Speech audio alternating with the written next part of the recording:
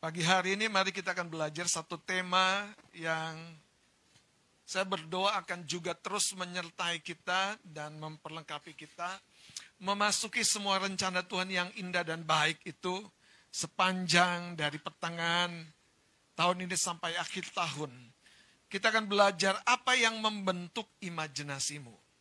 Saudara, mari kita akan buka dari 1 Yosua pasal yang pertama ayat yang ke-8.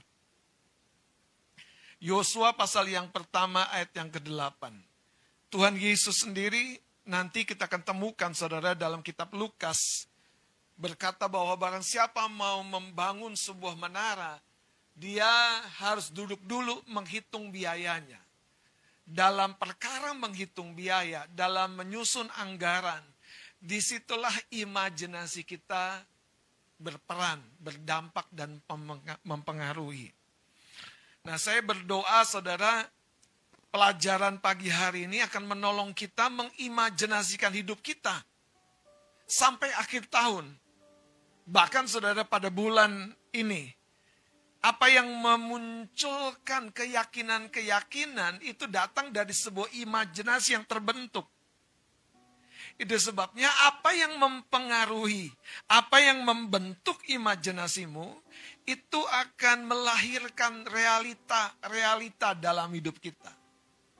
Semakin seseorang berkata, aku capek, aku lemah, aku sudah tidak kuat. Itu akan membentuk saudara satu degradasi semangat, penurunan semangat. Membentuk satu degradasi penurunan kekuatan. Orang yang seperti ini biasanya sebetulnya kehilangan optimisme, kehilangan keyakinan diri, kehilangan harapan.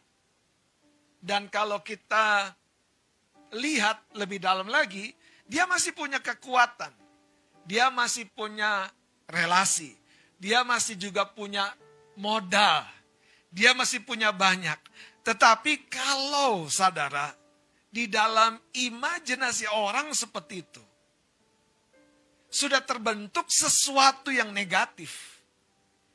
Imajinasi itu akan melahirkan kenyataan atau realitas di dalam orang yang seperti itu. Lihat Yosua pasal yang pertama ya. Ayat yang ke-8 saya akan baca. Janganlah engkau lupa memperkatakan kitab Taurat ini. Baca sama-sama. Tetapi renungkan itu siang dan malam. Gak tanggung-tanggung saudara. Firman Allah berkata, tetapi renungkan itu. Atau posisikan itu jadi sesuatu yang kita pikirkan. Kita taruh di dalam benak, pikiran, dan perasaan kita. Renungkan itu siang dan malam. Ini bukan sesuatu yang kebetulan. Inilah sebuah prinsip rohani ketika seseorang mau melahirkan sebuah kehidupan yang berbeda. Mau melahirkan sebuah kehidupan yang baru. Karena kehidupan yang baru yang di luar, yang diproduksi dalam pekerjaan, dalam hubungan, dalam kesehatan kita. Itu dilahirkan dari apa yang kita renungkan, kita pikirkan. Kalau kita berkata jalan pagi males ya terjadi saudara. Gak ada waktu ya terjadi. Kalau kita berkata ya nanti saja dan nanti saja. Pada akhirnya banyak hal yang baik yang perlu tidak kita eksekusi pada waktunya. Dan kadang-kadang saudara kalau kita mundur lihat ke belakang. Kita tahu semua itu terjadi mulai di sini. Karena kita mengaminkan informasi yang mempengaruhi pikiran kita, imajinasi kita. Mengaminkan itu artinya kita mempercayai. Mengaminkan itu artinya saudara, kita meyakini bahwa kita nggak punya waktu, kita nggak bisa. Kita lanjutkan ayat yang ke-8 ya. Kita baca, supaya engkau bertindak hati-hati sesuai dengan segala yang tertulis di.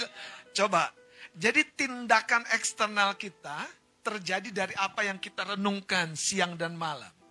yang kita imajinasikan itu melahirkan apa? Realitas. Katakan yang kita imajinasikan melahirkan realitas.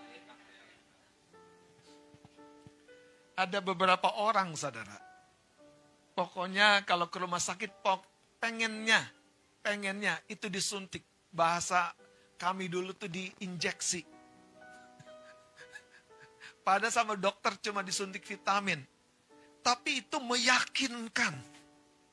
Sehingga pulang, aku sembuh, aku sehat. Aku sembuh, aku sehat. Padahal kalau ditanya sama anaknya, sama dokter, dok tadi suntik apa sih sama papa kami itu, papa saya itu. Dia bilang, enggak itu bukan obat, itu cuma vitamin. Tapi itu membentuk sebuah keyakinan, kepercayaan diri. Tiba-tiba dengkul yang sakit jadi agak kuat. Tiba-tiba semangat yang lemah jadi optimis lagi, berani lagi. Saudara, seringkali kita tidak menyadari tubuh kita ini yang mengatur itu namanya saraf. Tapi pernahkah kita sadari yang mengatur saraf itu mana? Yang mempengaruhi, yang kita pikirkan dan kita rasakan.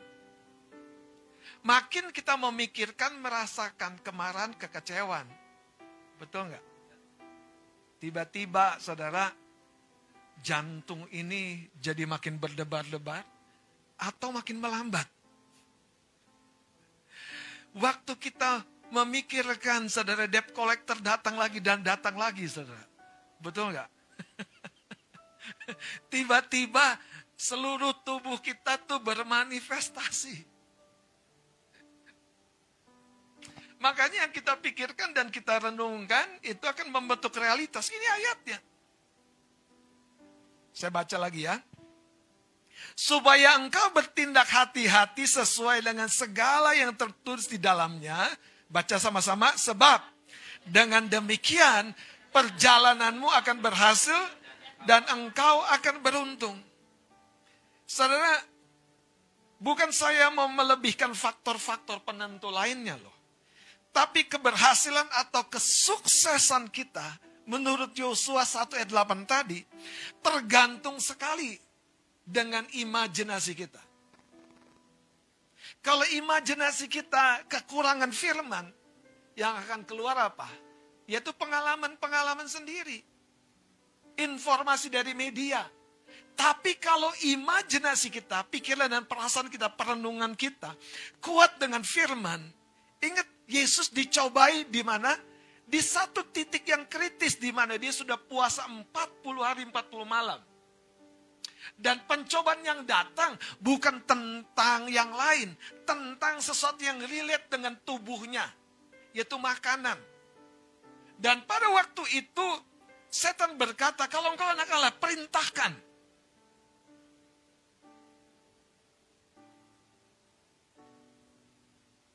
Setan tahu, saudara. Kalau seorang sudah berpikir begitu rupa tentang makanan, nggak fokus dengar khotbah.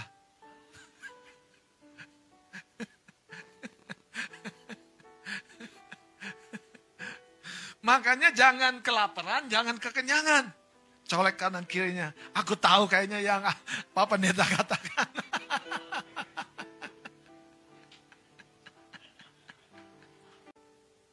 Saudara, keberhasilan dan kesuksesan kita, bahkan kegagalan kita, kemandekan kita, itu tergantung sekali dengan imajinasi kita. Imajinasi itu bentuknya beragam. Seringkali bentuknya itu sebuah ide. Itu imajinasi. Makanya kalau orang ditanya, lu ada ide nggak? Nggak ada. Kelihatan banget, saudara. Lagi mandek gitu.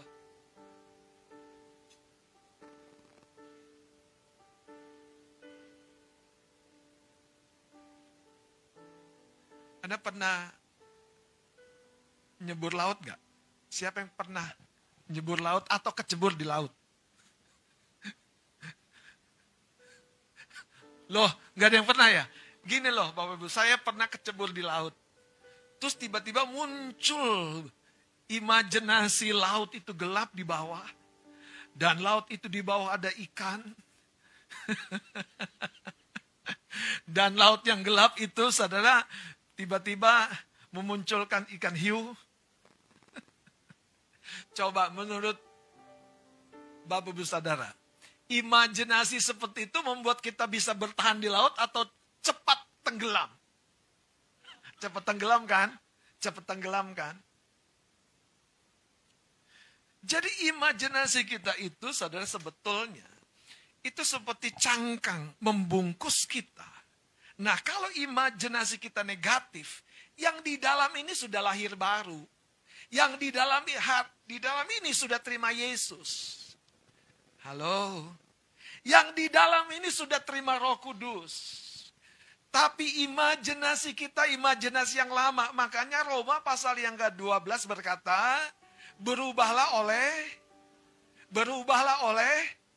Makanya kalau mau jadi orang sukses, tapi kita berpikir seperti orang yang gagal, orang yang kalah, orang yang sebentar merasa tidak mampu. Imajinasi itu akan menginformasikan sesuatu kepada sel-sel tubuhmu.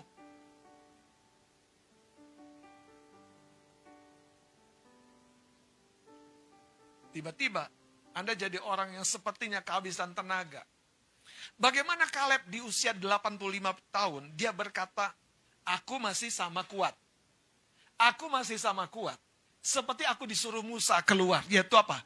Usia pada waktu kira-kira 45 tahun. Dan dia sekarang 85 tahun. Dan itu, saudara, membuat Kaleb menjalani hidup dengan cara yang berbeda dibandingkan dengan lansia-lansia yang lain. Anak-anak muda, jangan puas kalau saya ngomong lansia. Anda masih menjalani hidup seperti anak-anak muda yang pada umumnya nggak kemana-mana, nggak menghasilkan apa-apa. Saudara, cerita hidup kita itu ditulis sekarang, saat ini, dan ke depan. Saya mau terangkan. Kalau saat ini Anda tidak menulis sesuatu di pemikiran, di imajinasi Anda, hidup kita akan sama saja. Saudara tahukah bahwa imajinasi kita itu membentuk keterbatasan-keterbatasan, atau Anda menjadi orang yang extraordinary. Anda diminta bantuan, Anda berkata, Oke, aku siap. Udah selesai yang satu diminta, bantuin lagi dong. Boleh. Karena saudara, tidak ada konflik di sininya. Tidak ada konflik di sininya. Pikiran dan perasaan orang yang seperti itu penuh dengan spirit yang namanya optimisme, semangat. Saya mau kasih tahu, saudara. Orang yang malas itu orang yang penuh dengan imajinasi. Bedanya dia bilang begini, nanti deh. Tapi coba Anda ketemu pedagang yang ketika Anda order, mau dikirim kapan, Bu? Bisa nggak besok pagi? Malam ini juga bisa? Coba, saya mau tanya. Anda akan order lagi nggak sama dia? Karena orang yang begini, itu siap, saudara, berperkara.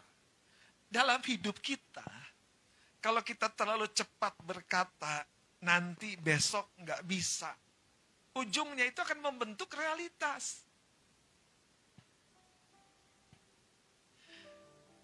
Haleluya. Pertanyaannya, bagaimana kita membiarkan imajinasi itu tinggal, ada, bahkan kadang menjadi liar.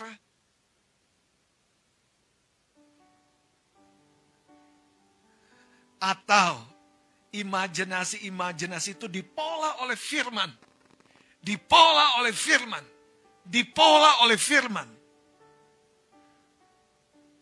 Ingat, Setelah pencobaan tentang roti, Yesus dibawa kemana? Ke bubungan Bait Allah.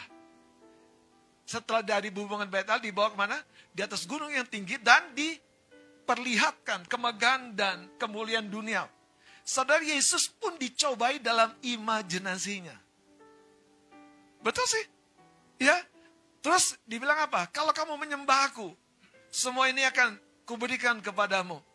Saudara, Tuhan kita dalam wujud manusiawinya, dalam doa puasa 40 harinya, itu begitu lelah, begitu lemah. Tetapi saudara, satu hal yang dia terus keluarkan, apa? Firman, firman, firman, firman. Itu sebabnya Yosua 1 ayat yang ke-8 ini sebetulnya saudara, betul-betul menjadi sebuah prinsip dasar. Bagaimana seorang bisa berhasil, bisa sukses, itu bukan sebatas karena keterampilannya loh. Bukan karena pendidikannya. Bukan sebatas karena relasinya. Bukan sebatas karena dia ada di satu wadah, karena ada satu di organisasi, karena dia ada di satu tempat yang tepat. Bukan. Tapi karena dia hidup dengan kemerdekaan imajinasi yang selaras dengan firman. Aku orang yang dibelas kasihani Tuhan. Aku orang yang dikasih oleh pimpinanku. Aku tahu aku akan naik gaji lagi bulan ini. Aku tahu itu semua karena kemurahan Tuhan. Atau Anda akan bilang gini, bosku orang yang lupa terus sama aku. Bosku orang yang gak tahu kerja kerasku. Atau sebaliknya, Anda berkata, Tuhan, Engkau yang menempatkan aku di tempat ini. Engkau yang akan membuat aku menjadi pohon yang subur, yang berbuah lebat, yang merambatkan akar-akarnya ke tepi aliran air, yang tidak akan layu daunnya, dan akan menghasilkan buah pada musimnya. Haleluya. Mazmur pasal yang pertama. Apa yang membentuk imajinasi kita? Trauma-trauma, kekecewaan, kemarahan, kegagalan. Pernah bisnis, pernah, tapi gagal. Diajakin, aduh, muncul. Tapi benar Bapak Ibu Saudara, seringkali yang di sini ini membentuk sesuatu yang membuat kita tidak berhasil. Mari kita akan lihat saudara Lukas pasal 14.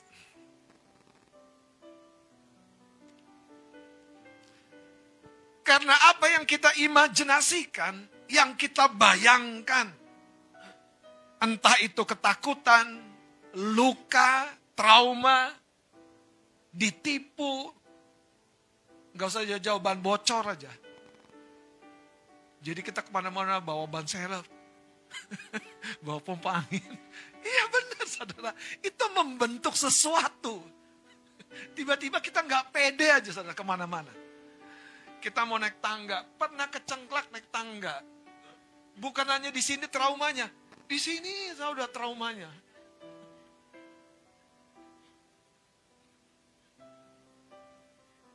Haleluya. Lukas 14 ayat 28. Mari kita bangkit berdiri. Ayat 28 kita baca sama-sama. 2-3. Sebab siapakah di antara kamu yang kalau mau mendirikan sebuah menara, stop dulu. Sebab siapakah di antara kamu yang kalau mau mendirikan. Jadi menara yang akan didirikan ini belum berbentuk. Yang saya mau maksudkan Bapak Ibu Saudara, yang belum berbentuk itu terbentuk dari sebuah imajinasi. Nanti Anda akan tahu, imajinasi Anda tuh kurang bahan, anggarannya kecil banget, jadinya kecil.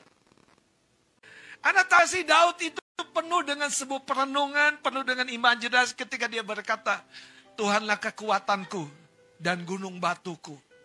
Makanya kalau Anda tidak relate dengan cerita Daud, gunung batu, kekuatan. Gak nyambung. Itu sebabnya saudara, saya selalu bilang, waktu kita menyampaikan sesuatu yang dari konteksnya Alkitab, kita sampai bisa berasa. Kalau kita bilang dia kubu pertahanan, nggak nyambung, nggak relate. Itulah yang membuat kata-kata kita kekurangan anggaran. Supaya Anda paham, nanti kita akan belajar. Karena banyak orang Kristen, pokoknya perkatakan firman. Perkatakan ayat. Kalau doa, ayatnya banyak. Tapi perenungannya kurang dalam. Imajinasinya kosong. Oke. Masih mau berdiri teman saya? Haleluya. Kita mau baca yang mana? Ayat 28. 23. Sebab siapakah di antara kamu yang kalau mau mendirikan sebuah menara, tidak duduk dahulu membuat anggaran biayanya. Kalau cukup uangnya untuk menyelesaikan pekerjaan itu. Kasih tahu kanan kirinya, sudah cukup belum uangnya? Yang kedua, kasih tahu, tanya dulu, sudah cukup belum semangatnya? Haleluya. Silakan duduk Bapak Saudara.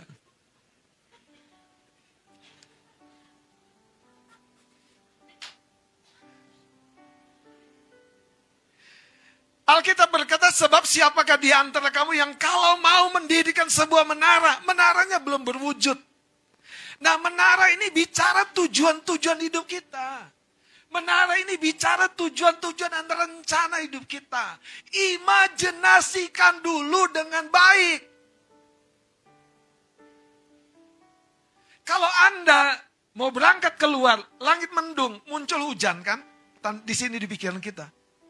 Di sini kan, di imajinasi kita. Terus Anda bilang, enggak akan hujan. Itu pilihan. Pilihan. Tapi kalau Anda cukup bijak, daripada nanti enggak nyampe tujuan, aku bawa mantel hujan. Imajinasimu itu menolong. Sudah terjadi hujan belum? Itulah ayat ini. Hitung dulu. Saudara, Tuhan ini mau mengajar kita supaya kehidupan yang di depan itu kita jalani sesuai dengan apa yang terbentuk di dalam imajinasi kita dari setiap hal yang baik yang firman Tuhan ajarkan. Mari kita ngelihat saudara dengan cepat 1-17.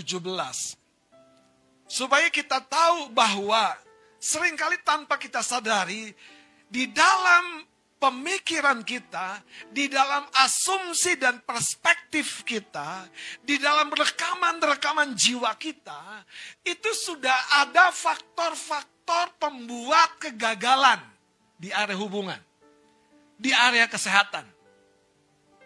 Coba, Anda sudah diingetin minimal minum air putih cukup. Tapi ada faktor lain di sini yang duluan terekam. Yang namanya pengabaian. Ayat 1 menantang tentara Israel 1-17. Orang Filistin mengumpulkan tentaranya untuk berperang. Mereka berkumpul di Soko yang di tanah Yehuda dan berkemah antara Soko dan Azeka di Efes Damim. Saul dan orang-orang Israel juga berkumpul dan berkemah di lembah Tarbantin. Mereka mengatur barisan perangnya berhadapan dengan orang Filistin. Jadi lihat ayat 3-nya. Orang Filistin berdiri di bukit sebelah sini dan orang Israel berdiri di bukit sebelah sana. Dan lembah ada di antara mereka. Ayat 4.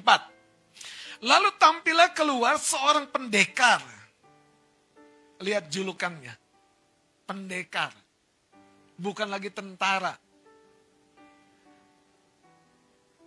Saudara, julukan-julukan itu memunculkan image. Anda mau juluki apa dirimu?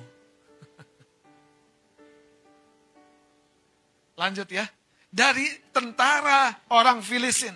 Namanya Goliat dari Gat. Tingginya 6 hasta sejengkal. 1 hasta itu kira-kira selutut orang dewasa. Dan dia 6 hasta sejengkal. Ya. Sekarang kita lompat supaya kita perhatikan. Ayat 8. Baca sama-sama ya. Ia berdiri dan berseru kepada barisan Israel, katanya kepada mereka, mengapa kamu keluar untuk mengatur barisan perangmu? Bukankah aku seorang Filistin dan kamu adalah hamba Saul? Pilihlah bagimu seorang dan biarlah ia turun mendapatkan daku. Lihat ayat 9-nya.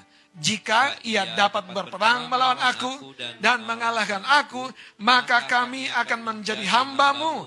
Tetapi jika aku dapat mengungguli dia dan mengalahkannya, maka kamu akan menjadi hamba kami dan takluk kepada kami. Saudara, Goliat dengan sosoknya seorang pendekar, sosoknya yang mengancam. Dia berdiri dan bicara dengan lantang. Barisan pasukan di sini dari Filistin, barisan satu lagi dari Israel di sini.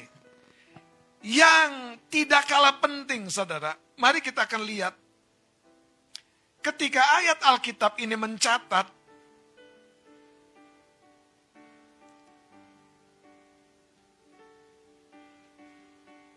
ayat 16-nya. Tolong seorang baca. Iya. Orang Filistin itu maju mendekat pada pagi hari dan pada petang hari. Demikianlah ia tampil ke depan 40 hari lamanya. 40 hari dihina. 40 hari direndahkan.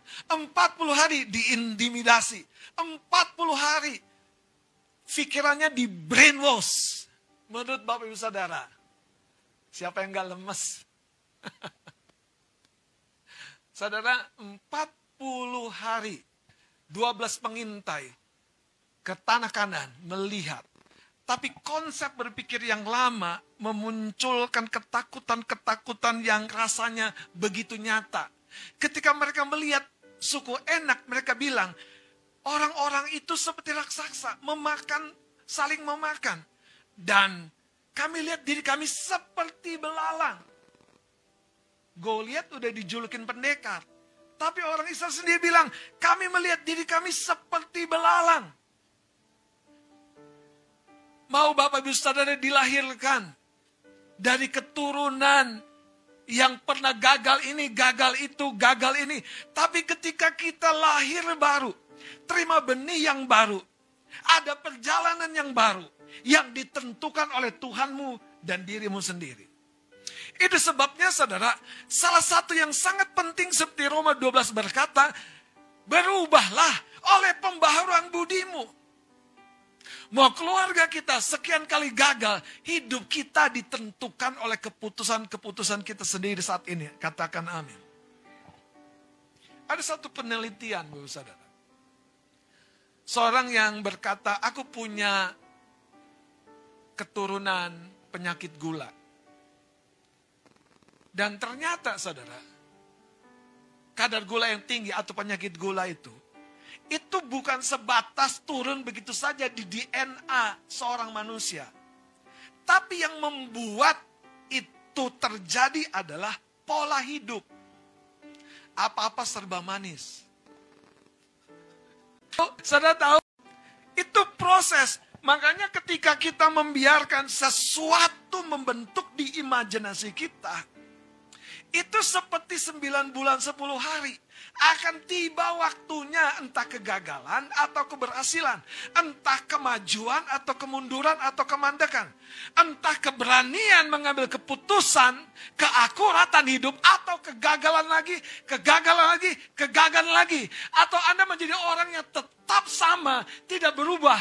Padahal Tuhan selalu mengirimkan gelombang yang baru untuk mengangkat kegagalanmu.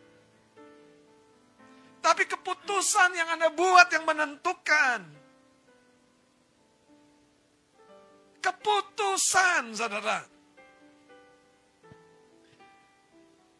Saya bayangkan ketika Simon Petrus murid Yesus itu gagal. Dan dia menyangkal gurunya. Kenapa dia tidak jadi driver onta saja? Kenapa dia tidak di masa itu jadi apalah gitu. Selain nelayan. Karena sesuatu sudah membentuk dirimu. Dan kalau engkau tidak bongkar itu, engkau kembali lagi. Kembali lagi. Kembali lagi. Kembali lagi. Makanya saudara, kalau kehidupan sehat sudah terbentuk, jangan izinkan kendor. Jangan izinkan kendor. Kalau Anda punya treatment kesehatan, makan sehat, minum obat supaya sehat, jangan lalai. Jangan lalai. Colek kanan kiri. Saya tambahin satu lagi ya. Kalau Anda sudah ketemu treatment untuk jadi orang yang sukses bertumbuh dalam pekerjaan dan keuangan. Godaannya apa? Traktir sana, traktir sini, tidak nabung. Godaannya apa? Tidak mau achieve yang lebih tinggi lagi. Dan tiba-tiba, apa yang sudah kita bangun, itu drop lagi. Dan itu terjadi dari mana? Dari sesuatu yang duluan sudah membentuk di dalam diri kita. Makanya 40 hari Filistin itu mengutus satu juru bicara yang ampuh. Kenapa? Bapak Ibu Saudara, Goliat belum terbukti kekuatannya lawan Daud. Tapi Saul raja Israel itu sudah membagongkan. Anda tahu? Saul raja Israel itu sudah bilang begini, dia sejak mudanya sudah jadi tentara. Saya berdoa hari ini kita tangkap sesuatu di roh kita, di batin kita. Engkau tidak diciptakan oleh dunia ini, oleh sekitarmu, sehingga engkau menjadi orang yang tidak berbuah di dalam Tuhan. Hidupmu seperti, maaf, pohon bonsai. Identiknya pohon beringin. Tapi engkau tidak jadi pohon beringin yang seharusnya. Paham maksud saya? Kenapa? Karena ada treatment yang dilakukan kepada pohon bonsai itu. Diguntingin daunnya, dipangkas akarnya, supaya nggak dapat nutrisi. Akhirnya jadi pohon bonsai, pohon beringin bonsai. Bayangkan, saudara. Pohon beringin itu kan besar sekali kalau jadi. Itulah hidupmu. Ketika engkau mengizinkan sesuatu di sini meledak, engkau bukan hanya sehat, prima, bugar. Engkau bukan hanya diberkati, menjadi saluran berkat. Engkau bukan hanya hidup penuh dengan damai sejahtera dan kebaikan. Seperti Ayub, anak-anakmu, keturunanmu berdampak besar. Kenapa? Karena lahir dari seorang yang seperti Ayub yang pulih. Alkitab tidak mencatat konflik-konflik lain Ayub dengan istrinya. Wah, kalau saya baca ayat itu unik, saudara. Faktornya kenapa? Ayub nggak punya rekaman. Maaf nih, ngomong yang unik ya. Omongan yang merendahkan dari pasangan. Nggak ada terekam di sini, saudara, sama Ayub. Dan tiba-tiba itu melahirkan sukacita, semangat. Hari ini coba lihat ke dalam, saudara.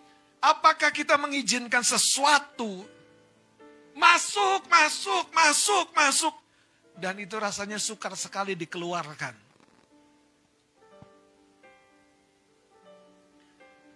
Ini sebetulnya relate dengan Lukas 15 yang kemarin. Kalau Anda mengalami kejatuhan, izinkan waktu dipulihkan. Saudara lihat ayat 16. Orang Filistin itu maju mendekat pada pagi hari dan pada petang hari, demikianlah tampil ke depan 40 hari lamanya. Nah sekarang saudara bayangkanlah kalau kita hidup kita dikitari dengan informasi yang negatif. Informasi yang melemahkan. Informasi yang membuat kita mandek. Informasi itu akan menjadi sebuah imajinasi yang membuat kita tidak kemana-mana. Kalau Anda dengar kembali rekaman tentang, saya khotbah tentang kemalasan. Orang yang malas itu berkata ada singa di lorong. Dan itu imajinasi dia. Anda mau lamar pekerjaan. Tapi ini lebih tinggi lagi rankingnya dari yang sudah Anda jalani. Dan Anda mungkin berpikir, aduh kayaknya gak bisa deh. Loh, coba dulu non. Non, coba dulu non. Mencoba aja belum, udah bilang gak bisa. Itu yang terjadi. Coba. Haleluya. Ketemu bosnya bule. Ya Tuhan. Gimana aku ngomongnya ini? Bahasa Jawa sih bisa. Bahasa roh paham. Ini. Makanya gini Bapak Saudara. Kenapa hidup kita tidak kemana-mana? Karena di sininya memang gak kemana-mana. Imajinasi kita gak kemana-mana. Ada beberapa orang anak muda. Pulang, dia masih punya agenda. Kursus ini, kursus itu. Besuk ini, besuk itu. Anak muda. Gak heran, memasuki usia 30, dia jadi anak muda yang berbeda. Makanya yang kita pikirkan itu adalah yang kita imajinasikan. Bapak Saudara, kesehatan kita ini juga buah dari imajinasi kita loh. Pengabaian-pengabaian. Pola yang kita bangun. Ya hari ini kita perlu mewaspadai apa yang membentuk di dalam diri kita. Sebagai poin penutup saudara, apakah Anda seorang yang dipengaruhi secara negatif ketika imajinasi itu muncul? Anda perlu belajar memeriksanya. Anda perlu belajar memeriksanya. Dan saudara, ketika bangsa Israel dalam pimpinan Raja Saul mendengar perkataan Goliat 40 hari. Itu kan intimidasi, teror, ketakutan datang di dalam pendengaran. Coba kita baca ayat ini. Nanti saya sampaikan apa yang Tuhan berikan melalui mimpi. Saudara, lihat sekarang 1 Samuel pasal 17. Ayat 11 kita baca sama-sama. Ketika Saul dan segenap orang Israel mendengar perkataan orang Filistin itu, maka cemaslah hati mereka dan mereka sangat ketakutan. Sangat ketakutan. Berapa banyak hari ini kita dalam status seperti Saul dan seluruh tentara itu. Cemas dan sangat ketakutan. Maka biarkan rekaman-rekaman yang lama itu mematahkan perjalanan hidupmu. Lihat ayat 11 ini, ketika Saul dan segenap orang Israel yang mendengar perkataan Goliat itu selama 40 hari. Maka cemaslah hati mereka dan sangat ketakutan. Ini akan menjadi 2 bagian saja, saudara. Saya akan sampaikan minggu depan.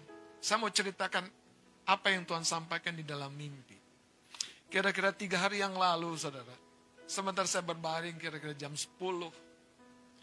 Dan saya tertidur sejenak. Ada satu mimpi yang merupakan sebuah pesan rohani yang sangat penting kita perhatikan. Di dalam mimpi itu saya menangkap satu ekor seperti anak katak. Anak katak. Anak kataknya cuma agak gede. Jadi kalau ada Anda bayangkan anak katak kan kecil. Ini katak tapi dia masih kanak-kanak. Dan saya pegang belakangnya dan dia meronta mau lepas. Sementara saya menangkap itu dari dalam sebuah rumah. Jadi waktu saya keluar mau melemparkan katak itu keluar, saya harus cari-cari pintu. Cari-cari pintu. Kesini waduh tertutup. Kesini. Akhirnya saya ketemu dan saya lemparkan. Di mimpi itu saudara, yang tidak panjang. Saya tahu itu katak itu roh najis. Kata kitab Wahyu. Dan roh najis itu yang memunculkan imajinasi yang kotor. Kata kotor ini bukan sebatas pornografi, bukan hanya itu. Tapi yang menyimpang. Saudara, waktu saya tangkap dia merontak katak ini, saya cari ruang, karena dari dalam rumah saya mau lepas ini ke kamar ini ternyata tertutup pintunya. Ke kamar ini ternyata tertutup pintunya.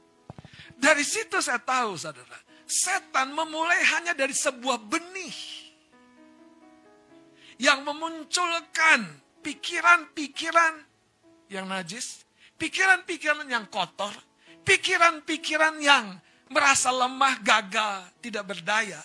Yang kemudian ketika anak katak itu di dalam rumah itu tidak dikeluarkan, dia dapat area di mana dia membesar. Tahukah teman-teman, Bapak Ibu Saudara? Waktu saya tangkap anak katak itu, gemes sekali saudara. Karena dia memberontak dan mau lompat di satu kamar yang saya masuki, tidak ada pintu keluarnya. Ini bicara tentang hubungan, kesehatan, keuanganmu. Kalau ada katak itu, roh najis itu, yang memunculkan imajinasi, yang membuat engkau tidak seperti Yosua 1 ayat 8 tadi, tinggal tunggu waktu Bapak Saudara. Katak itu membesar. Dan kalau Anda baca, tahun-tahun hidup kita tidak menghasilkan buah yang seharusnya dihasilkan. Saudara, jangan biarkan katak itu merusak. Katak itu gambaran roh najis. Anda baca di kitab Wahyu. Dan roh najis itu bukan dalam konteks bahasa Indonesia yang najis itu kotor sebatas itu. Tapi dia binatang, gambar dari roh yang memunculkan bayangan-bayangan, imajinasi.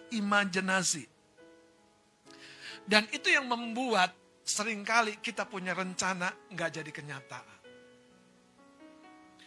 Rencana yang baik, rencana yang diberkati, rencana yang didoain sama pendetamu.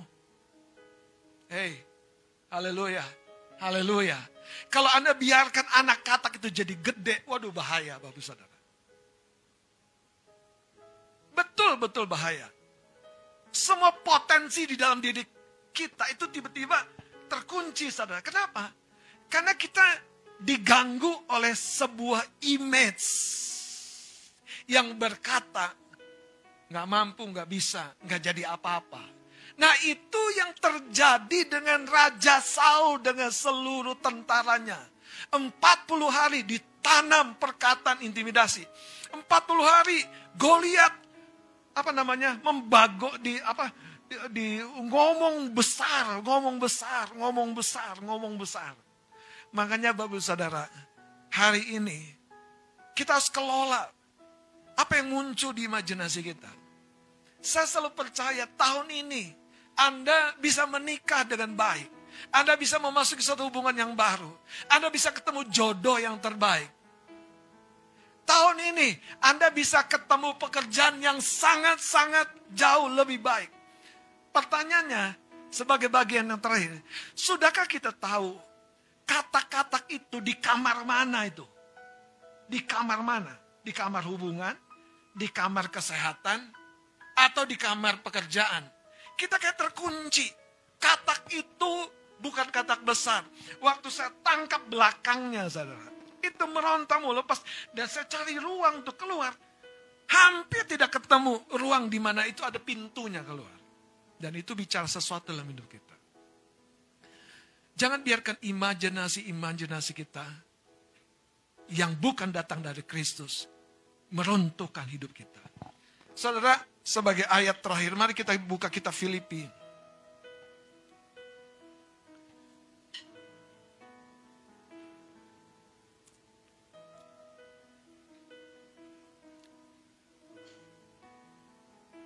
Haleluya.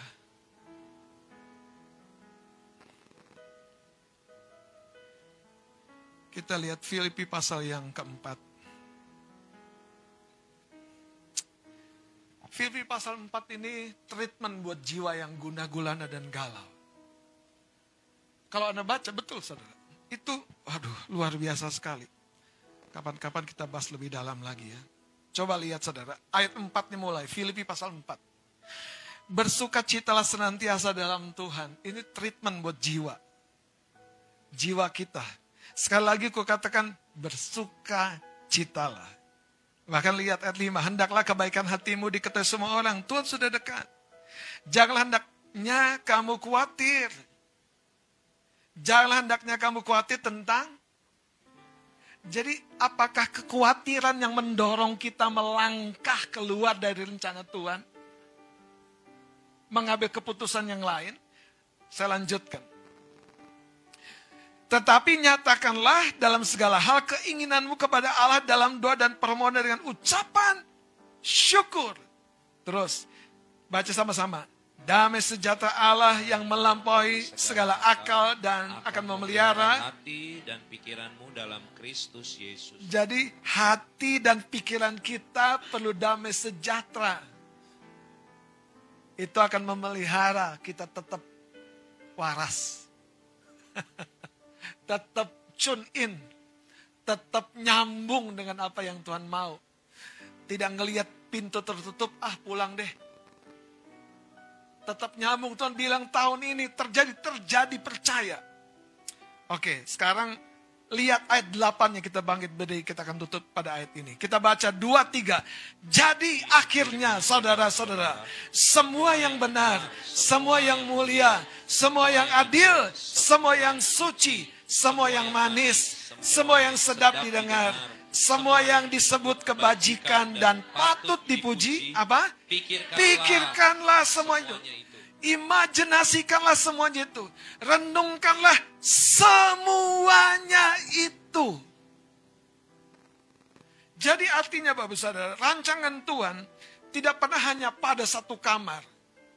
Rancangan Tuhan pada seluruh bidang dan ruang-ruang hidup kita. Tuhan membebaskan dari imajinasi-imajinasi yang setan kirimkan untuk melemahkan kita. Amin. Mari kita berdoa. Haleluya.